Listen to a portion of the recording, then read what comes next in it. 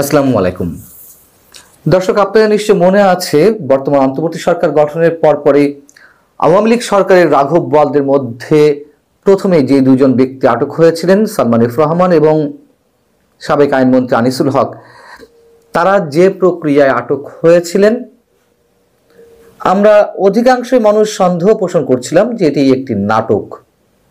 তাদেরকে যে অবস্থা আটক করা হয়েছিল, সদরঘাট এলাকা থেকে তাদেরকে লুঙ্গি পরা অবস্থায়, একই ধরনের টি শার্ট পরা অবস্থায়, দাড়ি গোঁফ কামানো অবস্থায় তাদেরকে আটক করা হলো এবং এগুলো খুব সাদা চোখে বোঝা যাচ্ছিল যে নতুন লুঙ্গি নতুন টি শার্ট পরে তারা পালাচ্ছিলেন এবং সেই অবস্থায় তাদেরকে যেভাবে আটক করা হলো নৌ পুলিশের সহায়তায়, তো সেই সন্দেহটি এখন প্রকাশ্যে সত্য হিসেবে প্রতিষ্ঠিত হলো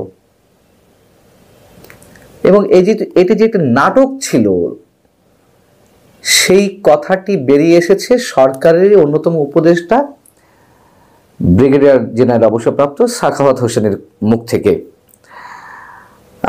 একদিন আগে একটি অনলাইন টক শোতে তাকে প্রশ্ন করা হয়েছিল সেনাবাহিনীতে যারা আশ্রয় নিয়েছিলেন সেনানিবাসে, তাদের সম্পর্কে আসলে কতটুকু জানা গেছে, কারা আটক হয়েছিলেন, তাদের কতজনকে ছাড়া হয়েছে, বাকিরা কোথায় কি অবস্থায় রয়েছে, সেই প্রশ্নের জায়গা থেকে ব্রিগেডিয়ার জেনারেল সাখাওয়াত হোসেন তিনি বলেছেন যে আমি ৮-৯ দিন স্বরাষ্ট্র মন্ত্রণালয়ের দায়িত্বে ছিলাম, সেই অবস্থায় আমার কাছে দুইজনকে হস্তান্তর করা হয়েছিল। কোন দুইজন? সাবেক মন্ত্রী অ্যাডভোকেট আনিসুল হক এবং সাবেক উপদেষ্টা সাবেক প্রধানমন্ত্রী সালমান এফ রহমান। তো তার কাছে হস্তান্তর করা হলে তাদেরকে আবার এই প্রক্রিয়া আটক করা হলো কেন? প্রশ্নের উত্তরে তিনি বলছিলেন যে গভর্নমেন্টের অনেক কিছু করতে হয় বা পুলিশের অনেক ধরনের স্টেজ করতে হয়, নাটক মঞ্চায়ন করতে হয়, তার কারণ অনেক মামলা দেশের যে আইন কানুন তার মধ্যে কয়েকটি বাদে অধিকাংশ ধারাতেই বেলেবেল মামলা হয়ে থাকে বা ধারাগুলো এরকম জামিনযোগ্য। তো তাদেরকে যাতে জামিন না দেওয়া লাগে বা তদন্তের স্বার্থে অনেক কিছু করতে হয়, এই জন্য তারা এই নাটকটি সাজিয়েছিল। যদিও তিনি এই নাটকের সঙ্গে একমত নন, এই মন্তব্য তিনি করেছেন। কিন্তু প্রশ্ন হচ্ছে যে কেন এই নাটকটি করতে হয়েছিল? তাদেরকে এই নাটক ছাড়া যদি সেনা সদর থেকে খুব স্বাভাবিকভাবে ঘোষণা দিয়েই পুলিশের কাছে হস্তান্তর করা হতো, সমস্যা কি ছিল? তাদেরকে সন্দেহভাজন হিসেবে তো আটক করা যেত এবং এই যে বৈষম্য বিরোধী আন্দোলনের সময় যে মানুষ হত্যাকাণ্ড বা সাধারণ মানুষের উপর যে অত্যাচার যেগুলো হয়েছে, আমরা একেবারে হত্যা মামলার কথা না বললাম, হত্যার দায়ের কথা না বললাম, যদিও সেই হত্যা মামলাগুলো নিয়ে অনেক সমালোচনা হয়েছে এবং প্রসঙ্গক্রমে এই কথাটি আবারও তুলতে হচ্ছে যে প্রথমত তাদেরকে ওইভাবে নাটক মঞ্চায়নের মাধ্যমে আটক না করে যদি সরাসরি সেনা সদরের মাধ্যমে হস্তান্তর করা হতো, বেইলেবল কিংবা আনবেইলেবল এই প্রশ্নগুলো কি উঠতো না? তাহলে এই নাটকের কি প্রয়োজন ছিল? দ্বিতীয় কথা হচ্ছে যে হত্যা মামলাগুলো একের পর এক হয়েছে, সেগুলো নিয়ে নানান ধরনের প্রশ্ন উঠেছে বিভিন্ন মহল থেকে। এখন এটি কেন বলছি? সরকারের নাটকগুলো বেরিয়ে আসছে যেগুলো মানুষের মধ্যে নানান ধরনের প্রশ্ন তৈরি হচ্ছিল। আমরা জানি এইসবের কোনো সদুত্তর সরকার কাছ থেকে পাওয়া যাবে না, কিন্তু প্রকাশ্যে তো এলো।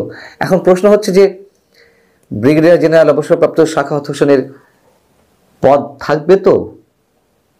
তাকে মন্ত্রী পদমর্যাদার যে উপদেষ্টা পদে রাখা হয়েছে, আমার ধারণা হয়তো তাকে সেখান থেকে বাদ দিয়ে দেওয়া হতে পারে। তার কারণ আমি বিশ্বাস করি এই উপদেষ্টা পরিষদে যে হাতে গোনা 2-3 জন যোগ্য ব্যক্তি রয়েছেন, তাদের মধ্যে অন্যতম যোগ্য ব্যক্তি ব্রিগেডিয়ার সাখাওয়াত হোসেন। কিন্তু এও নিশ্চয় আপনাদের মনে আছে যে একটি সহজ স্বরলোক্তি করার কারণে তার স্বরাষ্ট্র মন্ত্রণালয়ের পদটি গেল, স্বরাষ্ট্র উপদেষ্টা পদ। তাকে সরিয়ে নৌ পরিবহন মন্ত্রণালয়ের উপদেষ্টা করা হলো, সেখান থেকে আবার সরিয়ে শ্রম কর্মসংস্থান মন্ত্রণালয়ের উপদেষ্টা করা হলো। মানে এই যে নির্ভেজাল ভদ্র মানুষগুলো, তাদের উপর যত স্টিম রোলার, তাদের উপর যত অন্যায় আচরণ। এবং স্বরাষ্ট্র উপদেষ্টা, বর্তমান যে স্বরাষ্ট্র উপদেষ্টা রয়েছেন, তার কার্যক্রম সম্বন্ধে তো আমরা জানি তিনি কতটুকু দক্ষ বা যোগ্য। অনেক ধরনের প্রশ্ন রয়েছে তাকে নিয়ে, কিন্তু তার পদ ঠিকই রয়ে গেছে। আওয়ামী লীগকে সংস্কারের মাধ্যমে রাজনীতিতে আবার প্রতিষ্ঠিত হতে হবে, এরকম একটি মন্তব্যের জন্যই ব্রিগেডিয়ার সাখাওয়াতকে সরিয়ে দেওয়া হলো ছাত্র নেতাদের বা ছাত্র সমন্বয়কদের তুমুল চাপের মুখে। এখন বিষয় হচ্ছে যে সেনা সদরে বা সেনা আশ্রয়ে যে 626 জনের মতো মানুষ ছিলেন, সে সম্পর্কে সেনা সদর থেকে এখনো কোনো ক্লিয়ার কোনো ব্যাখ্যা আসেনি, যেটি অনেক বড় প্রশ্ন। এবং সর্বশেষ একজন রয়েছেন, যেটি ধারণা করা হয় স্পিকার শিরিন শারমিন চৌধুরী যেই বিষয়টি আমাদের সামনে তুলে এনেছিলেন মাত্র কয়েকদিন আগে, মানবজীবন পত্রিকার প্রধান সম্পাদক মতিউর রহমান চৌধুরী। এবং তারপর থেকেই শিরিন শারমিন, মানে স্পিকার শিরিন শারমিনের সাবেক স্পিকার, তার প্রসঙ্গ বিভিন্নভাবে আসছে আলোচনা যে তিনি সম্ভবত এখন সেনা আশ্রয়ে রয়েছেন। যাই হোক, এগুলো অনেক আলোচনা, অনেক বিষয়, যে কোনো বিষয়ে কথা বলতে গেলে চলে আসে। আমার যে মূল বক্তব্যটি সেটি হচ্ছে যে সরকারের নাটক আমরা অনেক ক্ষেত্রে দেখতে পাচ্ছি। আওয়ামী লীগ সরকারের সময় আমরা বিভিন্ন ধরনের নাটক দেখেছি, মানুষের দৃষ্টি অন্যদিকে ঘোরানোর জন্য একের পর এক নাটকের মঞ্চায়ন করা হয়েছে। ঠিক একইভাবে নির্বাচন থেকে মানুষের দৃষ্টি দূরে রাখতে বা সরকারের বিভিন্ন বিতর্কিত কর্মকাণ্ড থেকে মানুষের দৃষ্টি অন্যদিকে প্রবাহিত করতে নানান ধরনের নাটক এর মধ্যে হয়েছে। সামনে নিশ্চয়ই আরো অনেক ধরনের নাটক আসবে। আমরা শুধু বলতে চাই, মানুষ এই নাটক সম্পর্কে জানে, মানুষের অভিজ্ঞতা আছে। শেষ রক্ষা কারোরই হয়নি। বর্তমান সরকার যদি মনে করে তারা বিশাল একটি গণঅভ্যুত্থানের মাধ্যমে সৃষ্ট একটি সরকার এবং এটি জনগণের সমর্থনের সরকার, অবশ্যই জনগণের সমর্থন ছিল, কিন্তু সেই সমর্থন কিন্তু ধীরে ধীরে বিরুদ্ধে চলে যাচ্ছে। এটিও সরকারকে মনে রাখতে হবে। যতই নাটক হোক, যতই নানান ধরনের খেলা চলুক, জনগণ কিন্তু দিন শেষে তাদের পাওনাটি ঠিকই আদায় করে নিতে জানে। ব্রিগেডিয়ার সাখাওয়াত যে মন্তব্যটি করে ফেলেছেন, তিনি কিছু ভেবে হোক না ভেবে হোক বলে ফেলেছেন যে এটি নাটকের অংশ ছিল, সালমান রহমান এবং আনিসুল হকের বিষয়টি। আমরা আশা করব নিশ্চয়ই তার উপরে কোনো ধরনের কোনো অন্যায় অবিচার নতুন করে হবে না।